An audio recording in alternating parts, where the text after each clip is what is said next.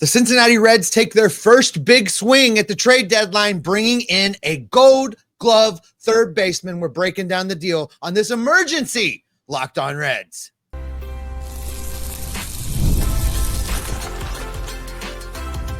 You are Locked On Reds, your daily Cincinnati Reds podcast, part of the Locked On Podcast Network, your team every day. Welcome into the Locked On Reds podcast. My name is Jeff Carr. His name's Stephen Offenbaker. We are lifelong Cincinnati Reds fans. We've been podcasting about this team for a combined 14 seasons, and we're glad that you're alongside us here today on this bonus special emergency episode as the Cincinnati Reds have begun their shopping spree at the MLB trade deadline. Finally, we're within like the last 36 hours of this thing, but hey, people are making moves, and the Cincinnati Reds have acquired third baseman Gameday Hue from the Pittsburgh Pirates in a move that sends shortstop prospect Sammy Stafura and relief pitcher on the left-hand side, Taylor Rogers, to Pittsburgh. We're going to get into the return a little bit later on in this show, but I want to start first with what the Reds are getting, because Gameday Hue is a Gold Glove defensive player at third base. This now locks down the hot corner, something that the Reds have desperately needed. We have been begging Noelvi Marte to develop defensively down there. We have been begging somebody to just be able to stop the ball at third base and make some good throws. We now have not just a good defensive third baseman, we have an elite defensive third baseman now manning the hot corner for your Cincinnati Reds. This is a big upgrade, and it means it, and also somewhere in this shuffle, we'll have to do, maybe not in this show, a conversation about the new outfielder that the Reds acquired today, which is Noelvi Marte. He's going to be spending a lot of time in the outfield now because Gameday Hue is going to be manning the hot corner. Hayes brings Gold Glove defense to a team that needs some stability on that side of the infield. You pair him up with Elly De La Cruz, and I know Ellie's had a rough week, but you put those two on that side of the infield, they're going to knock down a lot of baseballs. The defense on that side just got a ton better. And I know everybody's questioning the offense of it all, Jeff. Everybody is saying collectively, this is not the cleanup hitter that you said we needed. Right. This is not the power hitter to protect Elly. You're correct. We believe there may be more moves coming, at least on the pitching side. But for Gameday Hue in this lineup, he has the potential to be a decent offensive engine if he can get back to form. I don't know what happened to him after the 2023 baseball season, but he was on a steady growth plane. 2023 happens. He was a 4.5 WAR player, Jeff. He hit 244, 314, 345. That's the wrong slash line. 271, 309, 453 with 15 home runs, and he won the Gold Glove that year. He's kind of fallen off since then. I think who he is somewhere in the middle of there and where he is right now, coming to play at Great American Ballpark, being in this lineup, being surrounded by these guys. I think it may elevate his game. I mean, I will tell you, I would have a hard time getting energized to go play baseball in Pittsburgh. I mean, I don't know about you, but I would have a hard time remaining energized for that. So this could infuse new life into Gameday Hue. I think this is a good move to shore up a situation that the Reds had going at third base, and they can move forward playing better defensive ball. That's one of the things Tito promised us. They were going to play the game the right way. They were going to be better on defense. They just got a whole lot better on defense. They got a whole lot better. And I almost wonder defensively affecting Elly, kind of going back to the Elly of it all a little bit here. He understood that the Reds had a deficiency at third base. And so he probably felt as though he needed to expand his own range. And the left side of the infield was his to protect. And now he doesn't have to worry about that. Now he's got the guy that will probably elevate him, the guy that can make him better defensively at the very least in Gameday Hue. And I think that's where the focus needs to be with this, because consider for a minute, I just want to put into perspective his value, Gameday Hue's defensively, because he's horrible at the plate this year. He has a 57 WRC plus, which probably means about a 56, 57 OPS plus. That's horrible. He still has positive WAR. He has 0.8 wins above replacement. He is that good defensively that he can make up for the fact that he's almost 50% worse than the league average hitter. So if the hitting comes along at all, We are talking about a very good get by the Reds in a trade that they did not give up a lot for. We were talking about what it might cost to get a Eugenio Suarez. And I'm sure there's somebody in the comments section just like, well, Jeff, you told me that they were getting a Eugenio Suarez, but they didn't. I understand I was wrong. I love this move because this makes them elite at run prevention. If you can't be elite at one thing, be elite at something else. Don't be a jack of all trades. Be the master of one. And the Reds are now elite at run prevention. They can get a little bit better on the pitching side, and they will, I believe, with a couple of trades that they should be making here soon. But at the same time, Ke'Bryan Hayes makes them so good defensively, and that is why I am so enthused about this trade. I mean, put this in perspective. Before Ke'Bryan Hayes arrived, the next best defensive third baseman to play for the Reds this year was Jeimer Candelario. Literally. Yeah, so that is a true stat. Yes, according to defensive run save, the best defender at third base for the Reds this year has been Jeimer Candelario, and he hadn't played in a while. That just tells you, and it's a cumulative stat. This is not like a tiny sample size helps you out stat. It's a cumulative stat. And the fact that Noelvi Marte has been negative, Christian Encarnacion was really negative at third base. That was a bit of a pipe dream now that we've seen it happen, and that obviously was not going to work out. And then Santiago Espinal is right there with Candelario, but that means you just took a position that at its best had one defensive run saved, and it now has 16. In fact, to expand on that a little bit more, the next best Reds defender at any position, according to defensive run saved, is actually Spencer Steer at first base with 7 defensive run saves. So take his defensive value and double it and add 2, and that's what you get with Ke'Bryan Hayes. You're getting so good on the fielding side of things, and I think that in and of itself makes this trade a big win for Nick Krall. All right, there is a lot more to talk about with this deal, Jeff. We're going to break down who went back to the Pirates in this thing. We're going to talk a little bit more about the value of Gold Glove defense. We're going to get into all of that coming up next. Time to fuel up and turn it up with 5-Hour Energy Transfusion. It brings the bold grape, lime, and ginger flavor of your favorite golf drink, minus the alcohol, into a quick, energizing shot.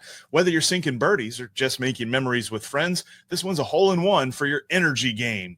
Let's be honest, some days on the course or off it, you just need that extra boost to stay sharp and energized. I mean, I was down in Kiowa a couple of weeks ago playing golf in the afternoon in South Carolina. Yeah, I was like 95 with 105% humidity, needed some energy. 5-Hour Energy absolutely came in clutch. If you go to 5hourenergy.com today, that's the number 5hourenergy.com. You can use the promo code LOCKEDONGOLF to receive 20% off your order. This offer is only valid until September 30th on one order and cannot be used with other promotions. The code is not good on subscription orders. Whether you're meeting up with friends or trying to turn 18 holes into 36, those are some fun days too. Get the energizing boost you need to power through.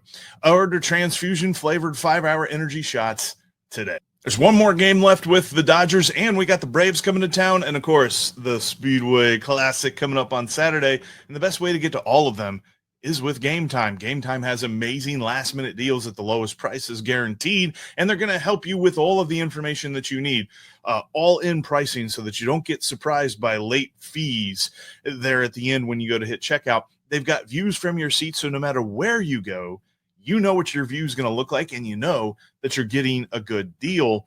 But honestly, this comes with a personal recommendation from myself because I love using Gametime. I use it all the time, whether I'm at Great American or I'm traveling around the country trying to hit another ballpark and check it off the map.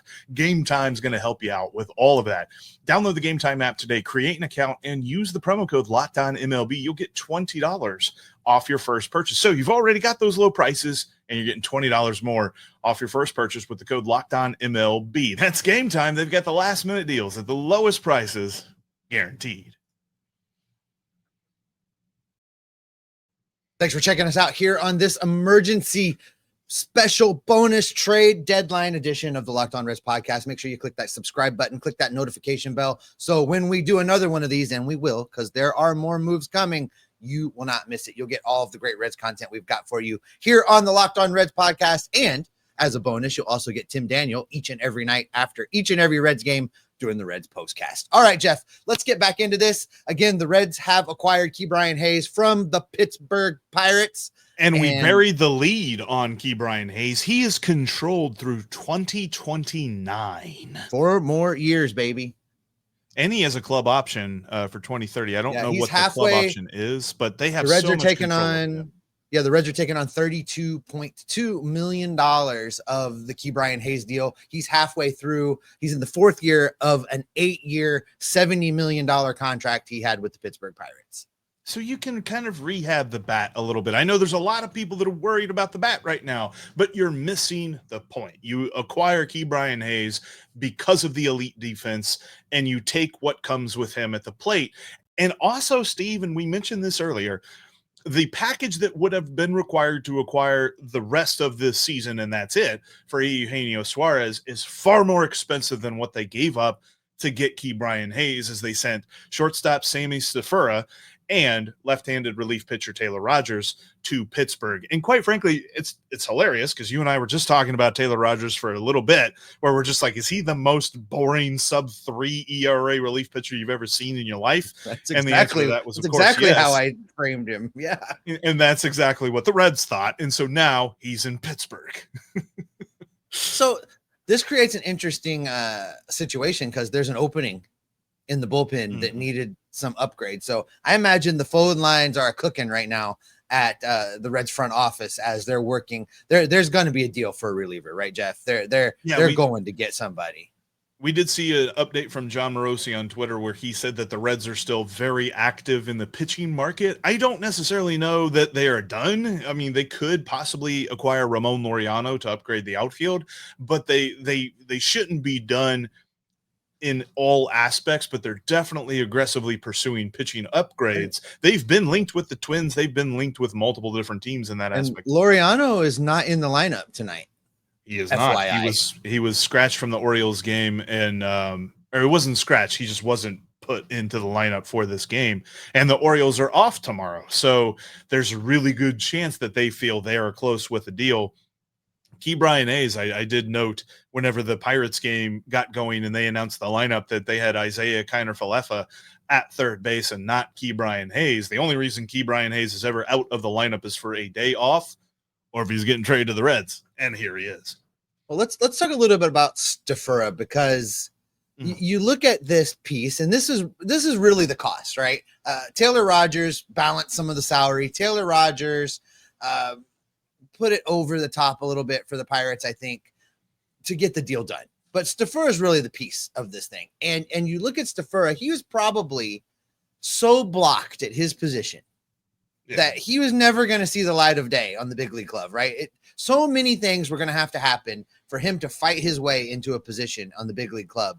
He was, I mean, I hate to call a guy expendable.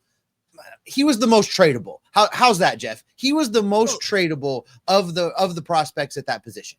And this is what we've been begging the Reds to approach this situation as. When all they do is draft shortstops and pitchers, then you should probably at some point trade one or two of the shortstops and the pitchers that you have, because you can only play so many of them. And sure, you could have said, okay, well, maybe move Stafura to third, maybe move him to second. He's kind of blocked there too. I mean, Sal Stewart's not up yet. He's going to be up for a long time whenever he gets here. The Reds have options at second base, and Stafura was only down in Daytona right now. So he's still a long way away from making a major league impact here. 20 years old. Look, he could still make an impact with the Pirates, but I even mentioned it on today's podcast that I said, look, the last time that I can remember the Reds trading away a player that had not debuted in the major leagues yet and them coming back to bite them was like Paul Konerko. And so if we're worried about what happens once every 30 years, then why on earth are we worried? We should not be worried about this. I'm fine with the deal. I'm excited to see, what Ke'Bryan Hayes has to offer in this one. And I feel as though this is the kind of trade package that you say the Reds got better and they didn't give up a whole lot to do it. Yeah, I absolutely agree with that. Listen, Jeff, there's going to be more moves. We're going to be doing a lot more of these. Thanks, everybody, for jumping in on this special emergency bonus trade deadline edition of the Locked On Reds podcast. Right now, click the subscribe button, click the notification bell. More episodes coming. More stuff is going to be happening. I am leaving right now and getting on an airplane to come to Cincinnati. I would appreciate it, Nick Crawl, if you just hold off until I'm in town so that I can.